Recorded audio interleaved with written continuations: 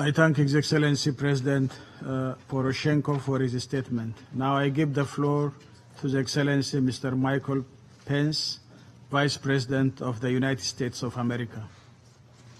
Mr. President, Chairperson Faki, President Ramos Horta, distinguished members of the Security Council, it's a great honor to be with you today in the midst of the 72nd United Nations General Assembly.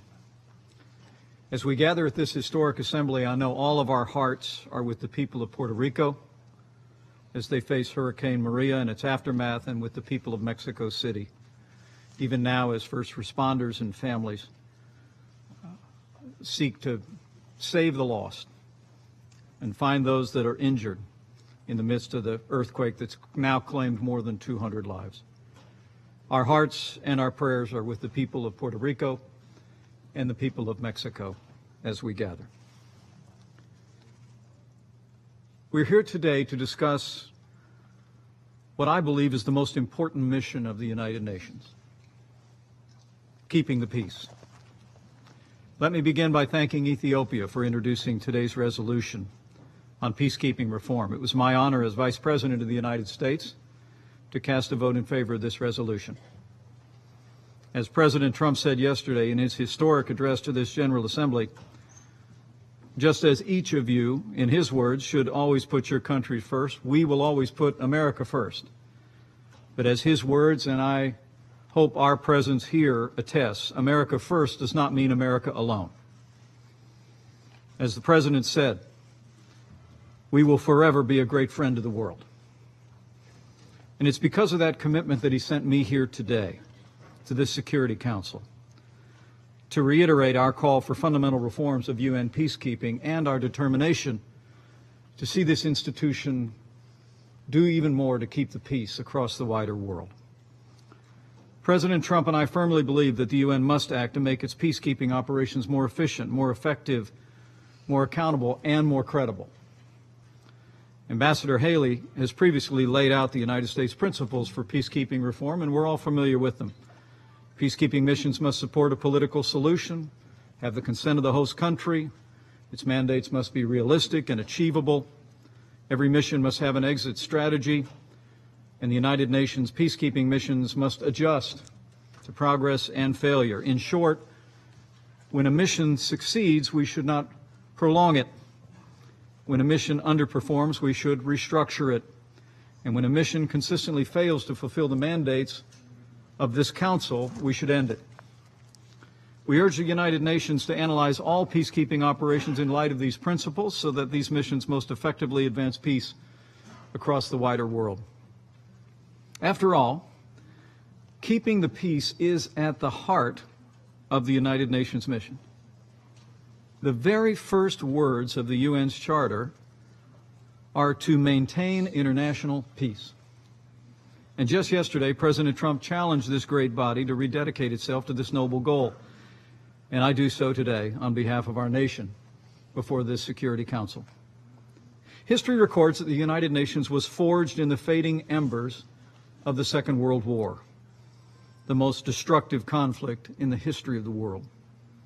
The United States of America, with our allies, emerged victorious, but in that victory, we vowed to come together to prevent dictators and demagogues from ever threatening the peace that we had won through our shared sacrifice. As President Harry Truman told us then, it was not sufficient to, in his words, merely check madmen who would plan world domination, but rather to bring together, again, and I quote, a mighty combination of nations founded upon justice and peace. And so we founded this great body, the United Nations. That was the rallying cry of the United Nations in the 20th century, and so it must be again in the 21st century. But keeping the peace requires more than peacekeeping. It requires action in the unwavering resolve of every country gathered here today.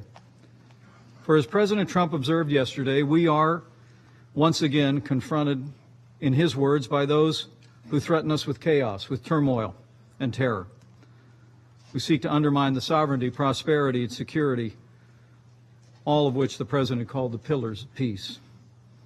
In Eastern Europe, Russia continues to compromise the sovereignty of its neighbors as it seeks to redraw international borders by force.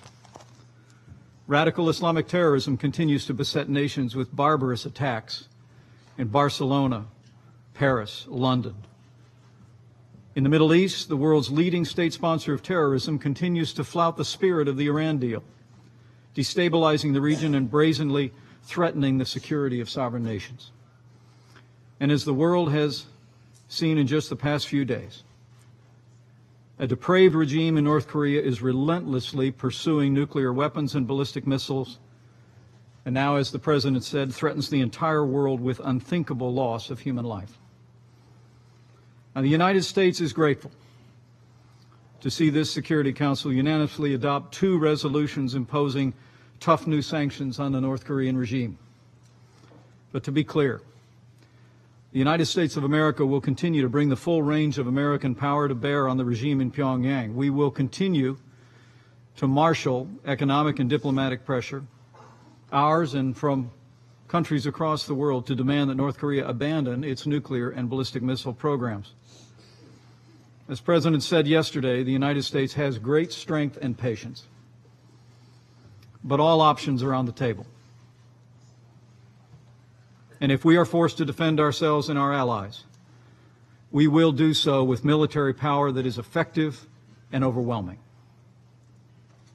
We call on the United Nations and this Security Council to do more to keep the peace, much more, to confront the threat posed by North Korea. Finally, to keep the peace most effectively, this body must have the credibility to pursue peace by advancing the cause of human rights. It's no coincidence that some of the most dangerous regimes in the world are also some of the worst abusers of human rights. In Iran, North Korea, and other despotic regimes, we see a truth of history borne out once again. Those who subvert the freedom of their people at home undermine sovereignty and security abroad. The United Nations is bound by its charter to foster international cooperation in promoting and encouraging respect for human rights and for fundamental freedoms for all. That was the purpose under which the UN Human Rights Council was formed. But the truth is, the Human Rights Council doesn't deserve its name. As we look at the membership of the Council today, we see nations that betray these timeless principles upon which this institution was founded. Today, the United Nations Human Rights Council actually attracts and welcomes many of the worst human rights violators in the world. A clear majority of the Human Rights Council's members fail to meet even the most basic human rights standards. Cuba sits on the Human Rights Council, an oppressive regime that has repressed its people and jailed political opponents for more than half a century. Venezuela sits on the Human Rights Council, a dictatorship that undermines democracy at every turn, imprisons political opponents, and as we speak, is advancing policies that worsen deprivation and poverty that's costing the lives of innocent men, women, and children. This body must reform the Human Rights Council's membership and its operation. As to its operation, I think of what President John F. Kennedy warned more than 50 years ago, that the United Nations must not become, in his words, a forum for invective. Unfortunately, today, the Human Rights Council has become exactly that, and particularly, the Human Rights Council has become a forum for anti-Semitism and invective against Israel. The Council's Agenda Item 7 actually singles out Israel for discussion at every single meeting, something no other country must endure. As evidence, the Human Rights Council has passed more than 70 resolutions condemning Israel while largely ignoring the world's worst human rights abusers. It is, as President Trump said yesterday, a massive source of embarrassment. And we call on the Security Council and this entire body to immediately embrace reforms of the membership and practices of the Human Rights Council and end the Human Rights Council's blatant bias against our cherished ally, Israel. Under President Trump, the United States of America is firmly committed to the cause of human rights because we are committed to keeping the peace. Keeping the peace requires more than peacekeeping. It requires action, reform. And lastly, it also requires a willingness to call out senseless attacks on innocent people around the world. At this very moment in Southeast Asia, we see heartbreak and assaults on human rights and innocent civilians that's ultimately endangering the sovereignty and security of the entire region. In recent weeks, the people of my country and the wider world have witnessed a great tragedy unfolding in Burma with the Rohingya people. Recently, Burmese security forces responded to militant attacks on government outposts with terrible savagery, burning villages, driving the Rohingya from their homes. The images of the violence and its victims have shocked the American people and decent people all over the world. And now we're witnessing a historic exodus. Over 400,000 Rohingya, including tens of thousands of children, have now been forced to flee from Burma to Bangladesh, with more following every day. Yesterday, Secretary of State Tillerson discussed Rohingya refugees with Aung San Suu Kyi and urged the Burmese government and military to facilitate humanitarian aid and confront the allegations of human rights abuses. And while we welcome Suu Kyi's comments that returning refugees have nothing to fear, the United States renews our call on Burma's security forces to end their violence immediately and support diplomatic efforts for a long-term solution. President Trump and I also call on this Security Council and the United Nations to take strong and swift action to bring this crisis to an end and give hope and help to the Rohingya people in their hour of need.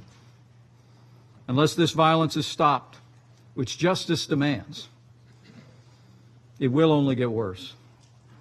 And it will sow seeds of hatred and chaos that may well consume the region for generations to come and threaten the peace of us all. As I said, keeping the peace requires more than peacekeeping. It requires action, courage, conviction. And so the United Nations must be prepared to do more. For as President Trump said yesterday, if the righteous many do not confront the wicked few, then evil will triumph. When decent people and nations become bystanders to history, the forces of destruction only gather power and strength.